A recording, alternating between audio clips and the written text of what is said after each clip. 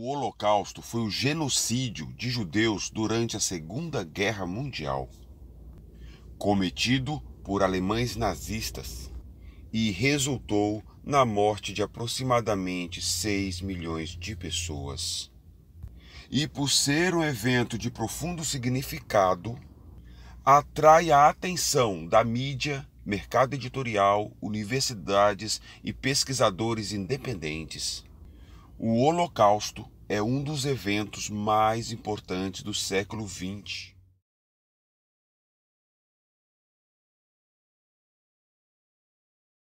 Olá, amigo do Jornal Cemitério News. Estamos para mais um podcast. É o último podcast de 2022.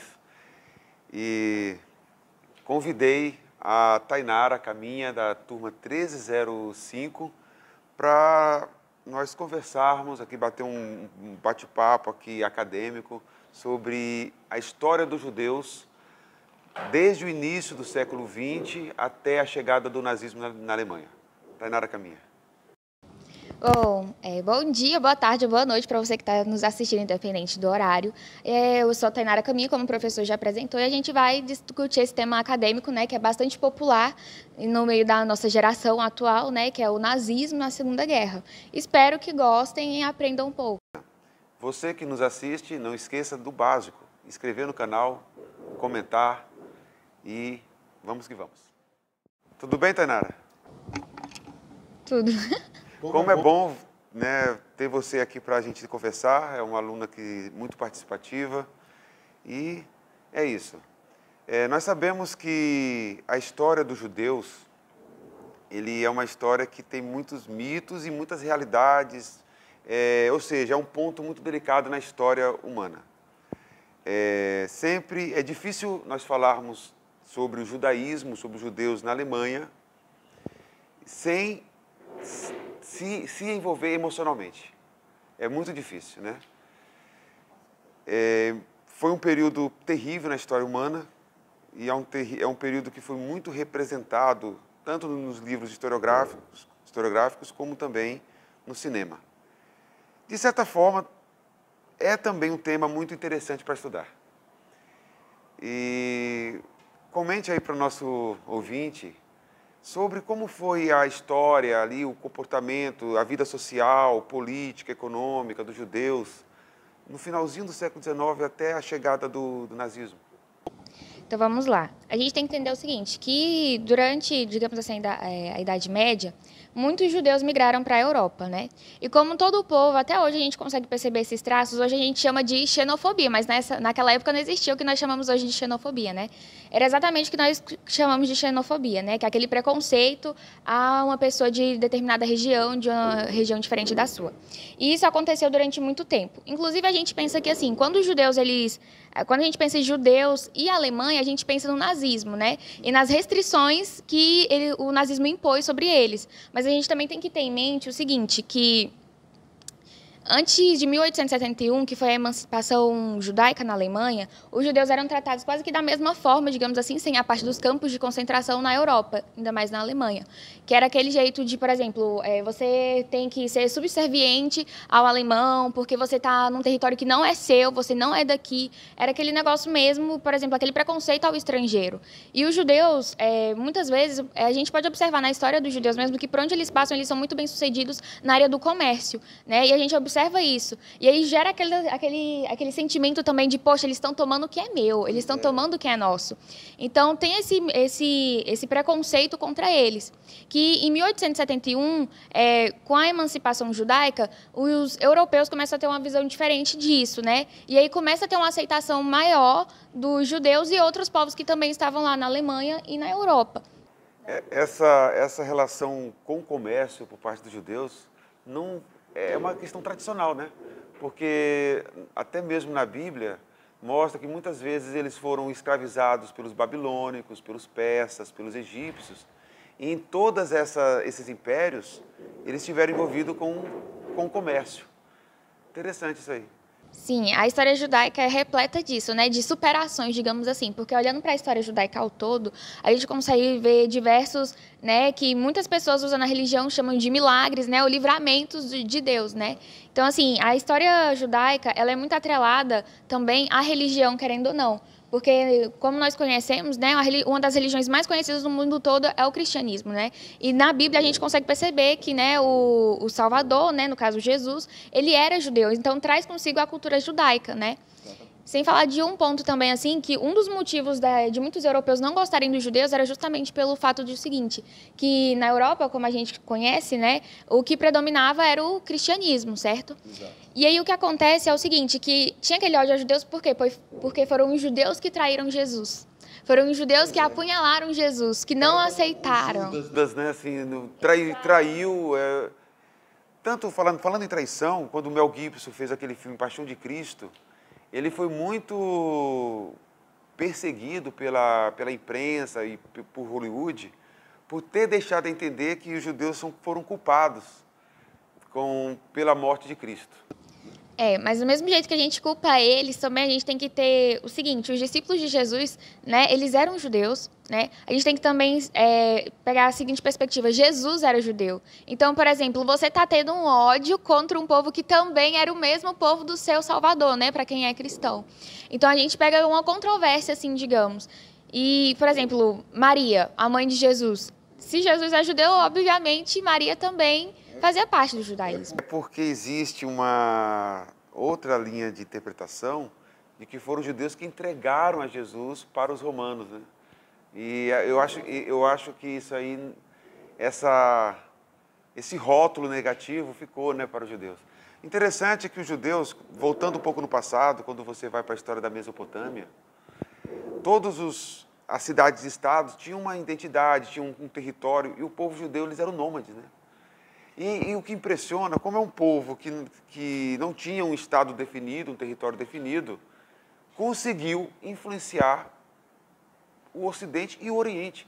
Porque não só o judaísmo, o cristianismo vem de judeus, o islamismo também, né? Eles dizem que na história, na árvore genealógica, vai chegar em Ismael, filho de Abraão. É incrível esse detalhe. Trouxemos aqui uma batatinha. Hoje não foi amendoim, uma batatinha, viu? Fique à vontade aí. Eu não tenho cerimônia. Então é isso.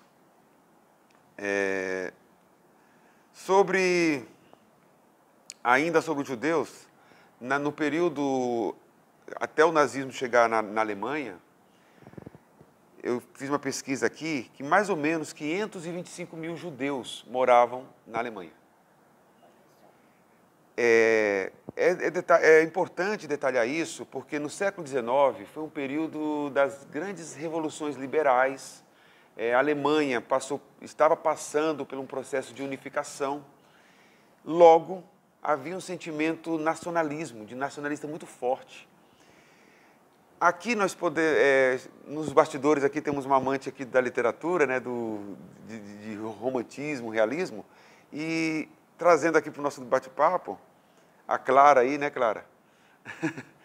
Então, trazendo para o nosso bate-papo, o que nós conversamos aqui nos bastidores, o romantismo ele tem um elemento nacionalista.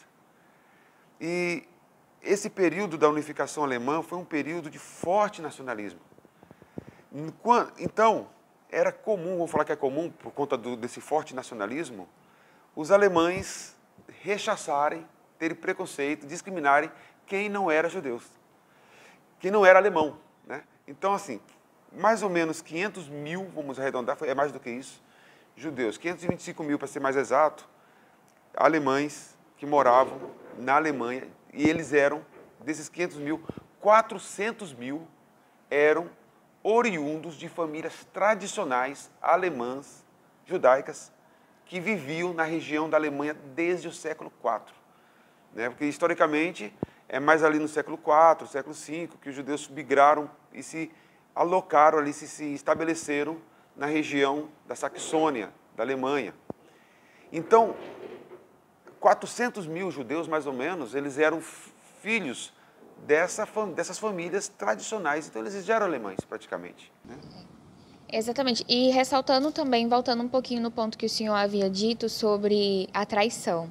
Né? A gente pode perceber que durante a Primeira Guerra, quem compôs a linha de frente do exército do exército alemão eram os judeus que estavam ali na linha de frente, lutando, né, pela Alemanha. E aí eles vão para a guerra, né, muitos morrem, saem feridos, porque nós sabemos as consequências de uma guerra, né, que afeta tanto o físico quanto o psicológico de quem está na guerra, né, afeta todas as esferas sociais, econômicas e políticas de uma sociedade. E aí nós conseguimos ver o seguinte, eles retornando para casa e ao invés de serem tratados como os heróis, nossa, a gente lutou, a gente morreu ali no campo, a gente deu tudo de si, a gente buscou trazer vitória para casa. Eles chegam lá e se deparam com aquele negócio. Foram vocês que fizeram a gente perder. A gente perdeu por culpa de vocês que estavam lá lutando pela gente, né? Esse negócio de traição, né? Então a gente vê assim, como estava esse grau de nacionalismo, né? Que apesar de eles estarem ali ajudando, a situação ficou distorcida de uma tal maneira que eles saíram como os vilões, como quem foi responsáveis pela derrota da Alemanha. Exatamente. Isso é uma questão problemática, isso, porque também há questionamentos que os judeus eles não são assim patriotas como os outros. Que, por exemplo, vamos supor, eu sou descendente de português. Eu não falo que sou português, sou brasileiro. E o judeu, mesmo sendo alemão, ou brasileiro, ou argentino, ele tem a cultura de falar que não, eu sou argentino, nasci na Argentina, mas sou judeu. Não sei se é por conta disso também, né? Mas são muitos elementos. Mas, assim, falando ainda sobre essa primeira reflexão nossa, grande parte, a maioria dos judeus, eles eram da classe média e da classe alta. Então, eles eram proprietários de bancos, de lojas, de fábricas, entendeu? Inclusive, a gente pode perceber isso no diário de Anne Frank, né? Que o pai de Anne Frank, ele era dono de uma fábrica, né? E era uma família onde tinha uma boa qualidade de vida, né? Tinha uma boa renda financeira. E a gente consegue perceber também que isso é um dos motivos pelo qual muitas vezes eles são vistos como maus e são odiados, né? Porque, por exemplo, eles chegam no país, né? Estão na Alemanha, são judeus, estão ali, né, sendo boa parte da fonte da renda econômica do país, estão ajudando, estão enriquecendo no país. E aí o alemão que está, por exemplo, às vezes numa baixa renda, numa classe média, olha para o judeu que está ali numa classe mais alta que ele, fala assim, cara, isso daí que você está tendo era para ser meu, né? Porque eu sou alemão, você é judeu, você está tirando o que é meu. Então nós temos essa visão de, tipo assim, tão nacionalista que é tipo assim, a outra pessoa, apesar dela estar evoluindo naquele país, aquilo era para ser meu, por conta que ele é diferente e eu sou natural daqui. Apesar de muitas vezes, como o senhor disse, os judeus já estarem instalados na Alemanha há muito tempo. Desses 500 mil, 400 são de famílias originais, tradicionais, mas tem um detalhe também, poucos eram judeus fervorosos de verdade, de ir para a sinagoga, muitos não eram mais assim judeus ortodoxos, né? E depois da unificação alemã, mais ou menos 100 mil judeus vieram da Rússia, vieram da Europa Oriental, e foram se alocando, se estabelecendo na Alemanha. Tainara, e sobre qual foi realmente, assim, eu queria que você fizesse um comentário, qual foi o real interesse de Hitler promover uma política antissemita na Alemanha? Então, como nós sabemos, né, esse discurso que ele usava muitas vezes era para relembrar, né, para reforçar a supremacia ariana. Né? Então, por exemplo, para toda a história, né, a gente tem que ter um vilão e um mocinho. Né? Não existe um ato heróico se não tiver um vilão, então precisava deixar alguém como vilão. E no caso escolheram, né, os judeus, né, porque segundo eles não eram da raça ariana, né? Foram os que entregaram Jesus, foram os que não eram dali, né? Então, assim, a gente consegue perceber que o interesse de Hitler em produzir isso, né, em divulgar isso, é o seguinte, de reforçar a supremacia ariana. Ou seja, você só vai ser, por exemplo, relevante na sociedade se você for 100% ariano, digamos assim. Se você for branco, loiro, alto, olhos claros, né, ser todo o estereotipo, né, da raça ariana. Tanto que eu estava lendo recentemente uma pesquisa que fala sobre o seguinte, de experimentos feitos, né, com crianças que fizeram o seguinte, pegaram soldados, né, que estavam dentro do padrão de raça ariana, né, de raça pura, pegaram mulheres também muitas vezes casadas, né, que correspondiam ao padrão que eles desejavam, botavam essas pessoas para se relacionarem, para que dessa relação surgisse uma criança que fosse pura, né, para ser ali os futuros guerreiros, os futuros representantes da Alemanha, porque neles carregaria o sangue 100% puro. Para você ver como isso, né, estava ali impregnado na mente alemã naquela época, né? E uma das coisas que a gente pode chamar de irônica é porque Hitler, ele não era o estereotipo da raça ariana, né? Ele não era, cara. Ele não era. Não era. Interessante isso. É importante lembrar também o contexto da Alemanha, da Europa, finalzinho da Primeira Guerra Mundial, foi o crescimento do socialismo na Europa.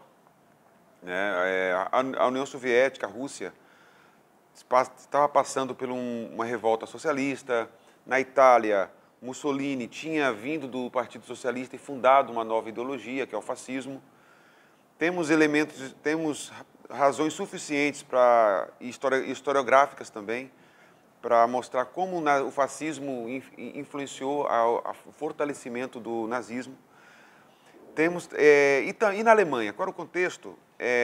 Nos 1918, 1919, a Alemanha estava passando por uma revolta chamada Revolta Espartaquista, que era uma revolta de cunho socialista, liderado por uma mulher chamada Rosa Luxemburgo. Em 1919 é fundada, quando a Alemanha é decretada lá como a vilã, né, a responsável pela Primeira Guerra Mundial, foi proclamada na cidade de Weimar, a República de Weimar, de vários presidentes de origem social-democrata. E o nazismo começa a se fortalecer nesse contexto como uma antítese ao comunismo, né? Mas, segundo esse historiador aqui, Richard Overi, ele vai dizer que existe vários socialismos, né? Tanto que o nazismo é o nacional-socialismo. É um socialismo dentro de uma roupagem nacionalista, conforme nós falamos no início da nossa conversa, que o romantismo, ele termina influenciando o imaginário, o contexto cultural e político da Europa. O fascismo, o nazismo, ele tem não só um pé, mas dois pés no nacionalismo extremado, que é uma qualidade, não qualidade positiva, mas uma qualidade do romantismo. É muito interessante isso aqui. Quer fazer mais algum comentário? Sobre essa questão, né, por exemplo, como a cultura ela influencia a sociedade, né? Por exemplo, em toda a história, quando você vai ver a cultura, a arte da determinada região, de um determinado lugar, de um determinado povo, ele vai influenciar em como vai ser o aspecto social das pessoas, né? Ele vai influenciar na identidade das pessoas, né? Porque, por exemplo, nós somos quem somos porque nós temos um gosto e tal pessoa não tem, né? Tem coisas que nos diferenciam, né? Então, cada um tem o seu gosto, tem a sua identidade. Eu prefiro tal coisa, eu prefiro tal coisa. E a cultura, ela interfere nisso. Por quê? Por exemplo, quando eu vou falar assim, para mim me identificar, uma das coisas que eu falo assim, quando perguntam, o que você gosta? Quem você é? Eu falo assim, eu sou tal fulano e eu gosto disso, disso e disso. Ou seja, acaba interferindo na nossa identidade como pessoa. Então, a cultura, ela tem esse poder de interferir em toda a sociedade, né? Na identidade de cada cidadão. Seja música, escultura, pinturas, seja isso para o bem ou seja para o mal, né?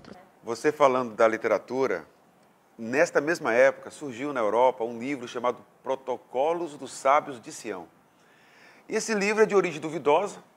Hoje há um consenso, não sei se é verdade, mas há um consenso assim, acadêmico, de que esse livro foi feito propositadamente para culpar os judeus.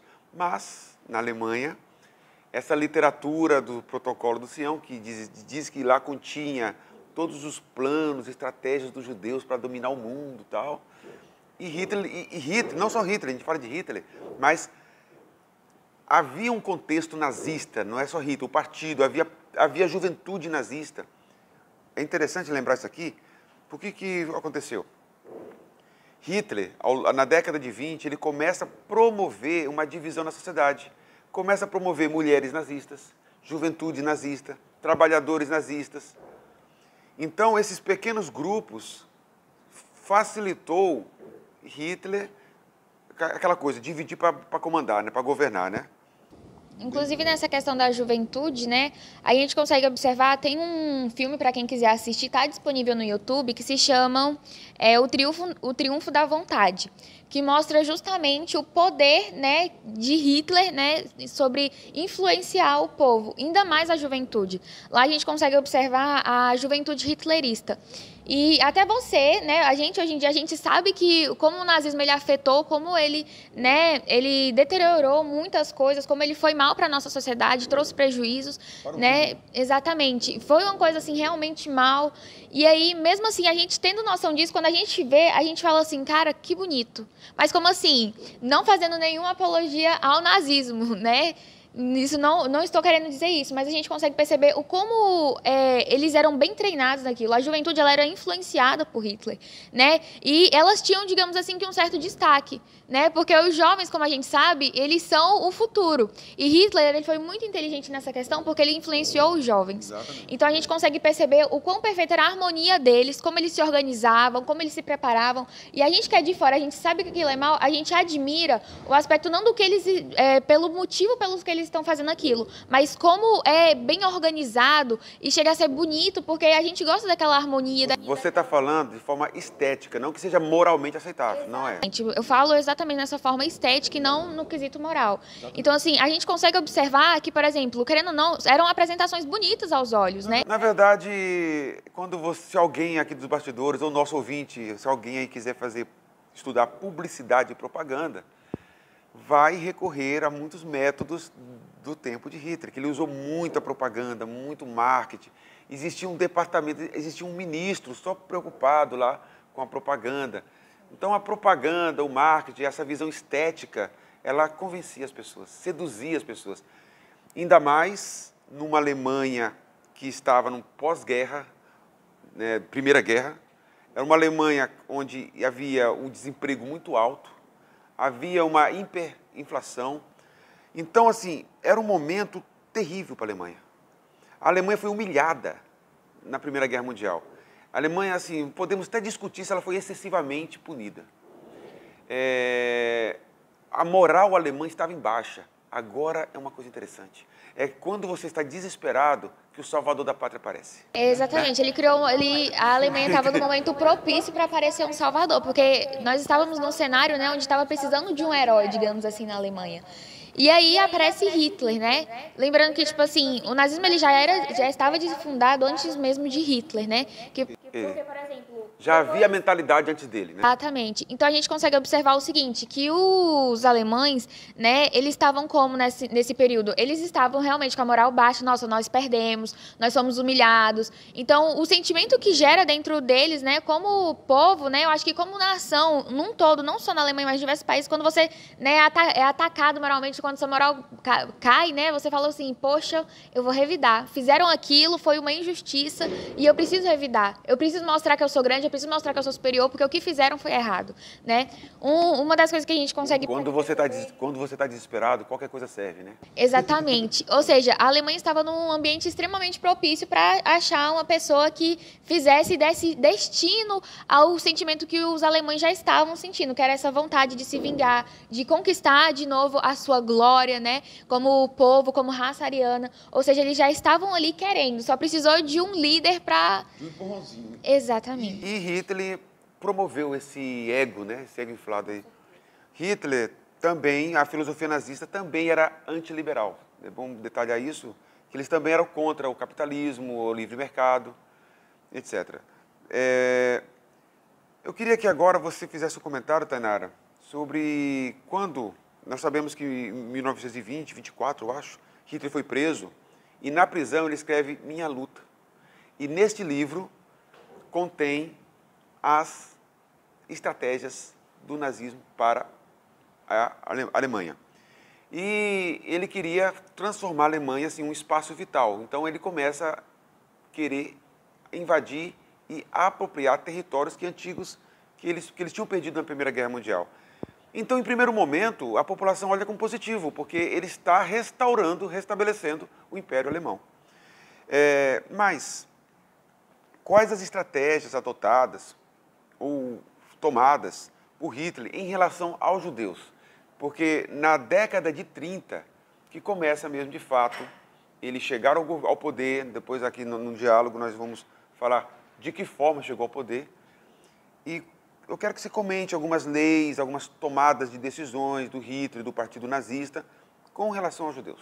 Sim, então vamos lá. Todos nós sabemos, né, sobre os campos de concentração, de concentração e outros fatores também, né? Mas a gente também sabe de vários fatores sobre a guerra, né? Porque a guerra em si ela é muito falada. E a medida que nós mais vemos são os campos de concentração, trabalho forçado, né? As mortes, né? Por câmara de gás, fuzilamento, diversos tipos de morte. E o que a gente muitas vezes acaba deixando de lado é que antes disso tudo acontecer, não é do dia para a noite que de repente assumir o poder vai todo mundo para o campo de concentração. Existe toda uma etapa, não tem como você passar por cima, né? Existe todo um processo de convencimento, né, de adormecimento das sensibilidades, de sensibilização. Nós temos um inimigo aqui, nós temos um inimigo que está roubando a Alemanha, nós temos inimigos que estão atacando a Alemanha. Tanto que um dos pretextos de invadir a Polônia foi jogar na propaganda interna do país de que os poloneses estavam atacando a Alemanha, que na verdade eram os próprios soldados alemães de forma organizada, orquestrada, intencionada para criar narrativa de ataque, etc. Interessante. Exatamente. E aí a gente lembra do seguinte, que como a gente já está falando aqui, que primeiro a gente amacia para depois, né, vir completamente o baque. Ninguém chega para você, eu sou totalitário, viu? Eu posso... É sempre aquele negócio. Primeiro a gente vai quebrando algumas coisas, né? Vai, tipo, eu gosto de falar assim, não desumanizando, mas a gente vai quebrando aquela barreira de sensibilidade que o povo tem sobre isso. Porque para você fazer coisas como o que aconteceu na guerra, você precisa ter, sim, uma certa frieza. Não, é uma boa frieza para você fazer essas coisas. Olha, é para o bem comum, viu? Exatamente, ou seja, a gente, como já diz Maquiavel, a nossa natureza humana, ela é de todo mal. Só que nós somos bons quando nós precisamos, né? Ou seja, essa natureza perversa já está em nós. Eu também tenho essa visão pessimista do homem. Hitler não tinha essa visão pessimista, é uma visão otimista. O homem ele pode ser modelado, nós podemos formar o super-homem, né? A raça superior. Aí a ideologia, aquela linha darwinista, de o mais apto que sobrevive, foi adotado, a eugenia. Recomendo para nosso ouvinte um filme chamado As Mães do Terceiro Reich. Quem já viu aqui, quem cria animais, galinha, por exemplo, você cria umas galinhas ali bonitas, mais perfeitas, de uma raça melhor, para você produzir pintinhos daquela raça, né? Ele pegou isso e implantou na sociedade. E havia hospitais, lugares, onde mulheres pariam filhos de alemães para gerar mais nazistas. Tá vendo como isso... Você tem que quebrar, tem que ter uma quebra de valores, princípios e moral muito grande para que uma sociedade se convença de fazer isso, né? Deseje fazer isso. Então, a gente consegue ver isso. Então, voltando ao tópico central da pergunta, as primeiras coisas que fizeram, digamos assim, esse amaciamento para o grande impacto, vamos dizer assim, foi as leis de Nuremberg. E aí nós vemos, né, as restrições. Lembrando que antes de 1871, antes da emancipação judaica, era como se houvesse essas leis de Nuremberg, né? Só que não oficiais. E aquelas leis voltam de novo, privando os judeus onde eles poderiam atuar no quesito profissão, onde você pode ir. Então, se está passando um alemão, você tem que desviar. Então, você tem que ser aquele servinte, né? Primeiro começa com a demissão de judeus do serviço público. Interessante as palavrinhas, né? Não foi uma lei assim, olha, temos que demitir os judeus, não. É uma lei de restauração do serviço público. Observem as palavras, né? Observem as palavras. Uma lei de restauração do serviço público. E dessa lei era demissão dos judeus. Os judeus foram proibidos de casar, por exemplo, você é judeu e se apaixonou por uma mulher que é alemã, ariana, o Estado intervia, você não podia casar com essa pessoa. Exatamente. E aí nós temos várias coisas que são essas restrições. Então, por exemplo, tinha escolas separadas, era uma verdadeira segregação, digamos assim. E aí nós também entramos nesse quesito que, além dos judeus, né, que tinha todo, primeiro foram as leis de Nuremberg, depois foram campos de concentração, morte, para poder vir, né, digamos assim, acabar com isso. Mas a gente também tem que lembrar que, além dos judeus, também existiam outras pessoas que eram alvos, sim, de perseguição, né, dos nazistas. E aí nós vemos várias outras pessoas, por exemplo, o que eles chamavam de mestiços. Se você for pegar para pesquisar, tem a enciclopédia da Segunda Guerra, né, do Holocausto, e aí você pode observar que tinham esses mestiços e como eles eram tratados. Inclusive tem um filme chamado Onde as Mãos Tocam, onde um filho de um cara de uma alta posição do exército de Hitler, ele se apaixona por uma mestiça. Só que tem tudo aquilo de que, por exemplo, não era permitido, né? Então a gente vê também que é uma discriminação contra não só os judeus, mas contra várias outras, com várias outras pessoas, né? Raças, povos.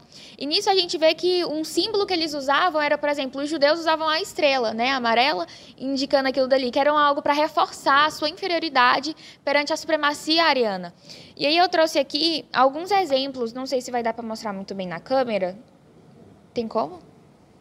Que, por exemplo, a gente consegue observar que eram vários símbolos que eram colocados na roupa das pessoas. Por exemplo, se você era judeu homossexual, você tinha uma estrela diferente. Se você, por exemplo, era feminista, lésbica ou coisa do tipo, você também usava uma estrela. Era comunista, também usava. Testemunhos de Jeová foram muito perseguidos também. Exatamente. Então, tinham vários outros grupos também alvos de perseguição nazista.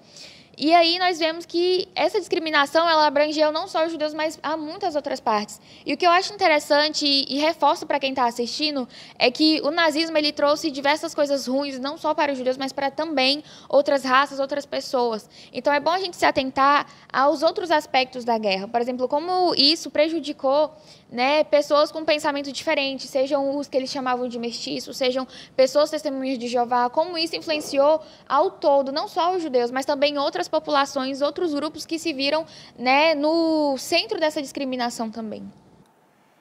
Muito bacana. Você que nos assiste, agradeço vocês pela audiência. Quero aproveitar o agradecimento para Jorge Luiz, que sempre está comentando os nossos conteúdos.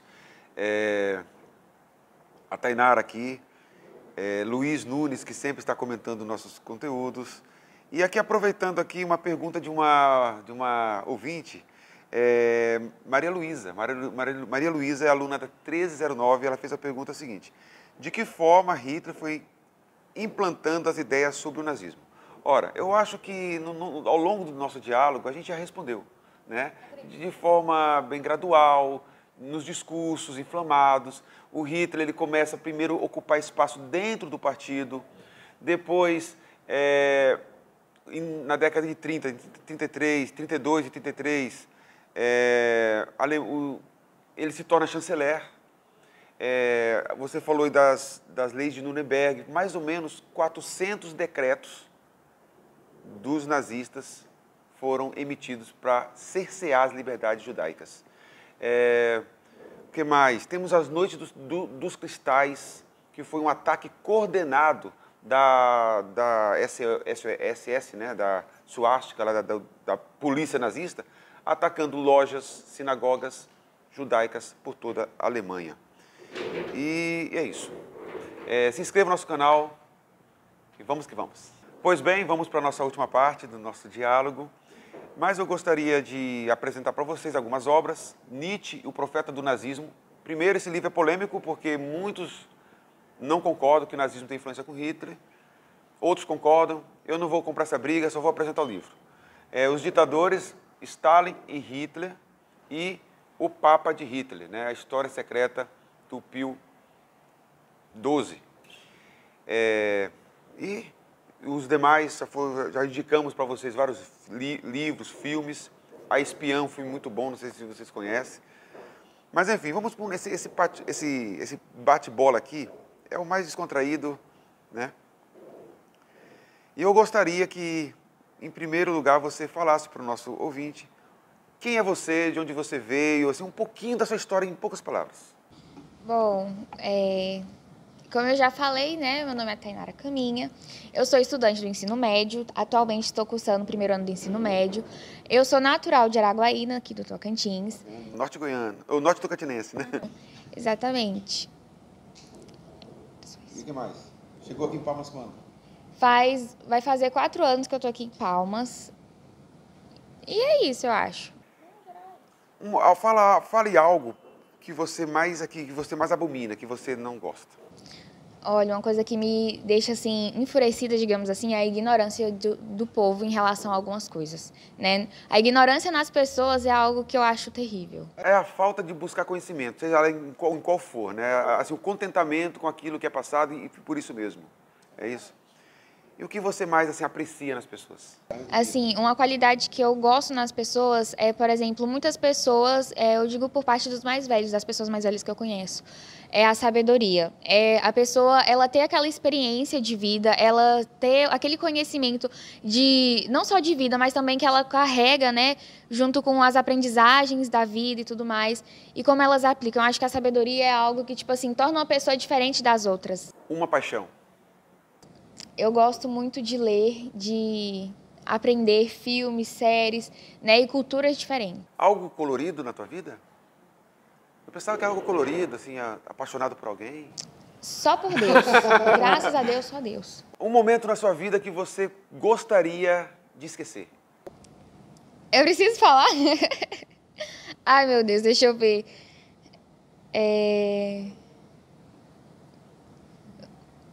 Gente, teve uma vez que eu passei vergonha, que eu tava...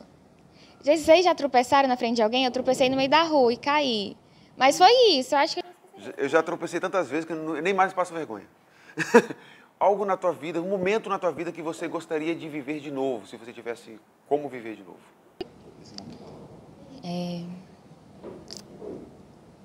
Eu acho que eu viveria de novo. Eu acho que um momento que eu viveria de novo foi o momento em que eu li um livro pela primeira vez, que foi Reformadoras, né? Quando eu estava lendo aquele livro, eu adquiri muito conhecimento sobre a reforma A e o mulher impacto é intelectual, cara. e como ela causava. Então, eu acho que se eu pudesse ler esse livro de novo, se eu pudesse voltar aquela sensação de ler aquele livro de novo pela primeira vez, eu voltaria, porque realmente traz muito conhecimento, agrega muito a você, e eu acho que eu leria ele de novo. Um esporte preferido? Esporte preferido? Vôlei. Eu gosto de vôlei. Eu também gosto de vôlei. Uma comida preferida? Macarrão. Pizzaria ou churrascaria? Eu prefiro ir em uns lugares... Eu gosto muito de churrasco, mas eu prefiro pizza. Bacana. Essa é a Tainara Caminha, gente. Você que nos assiste, alguma pergunta, algum comentário, não esqueça de deixar nos comentários aí e escrever e seguir nossas páginas CMTO News no Instagram e História e Conexão no YouTube. E vamos aproveitar aqui, gente, é o seguinte, eu trouxe aqui, ó, isso aqui não é uma canequinha e tem uma lembrancinha que eu trouxe para minha convidada. Essa lembrancinha é um presente do jornal para você, do CMTO News.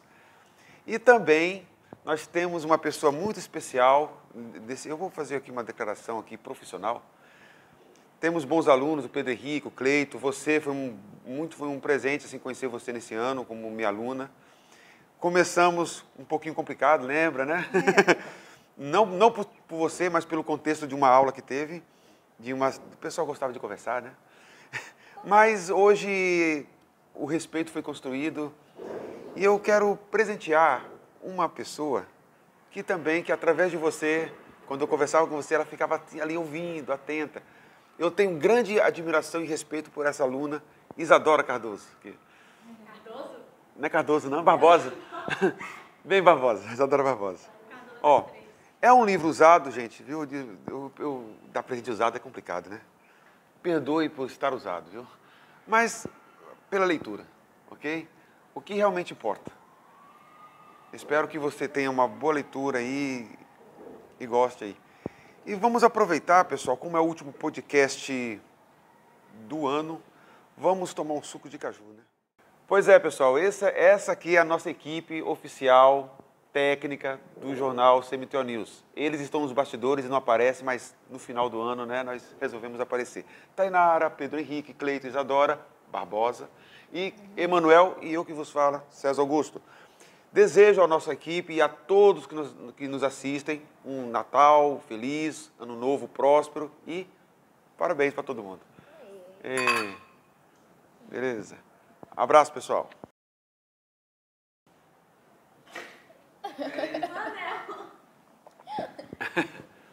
Essa eu não vou cortar não, viu? Pode cortar, filha.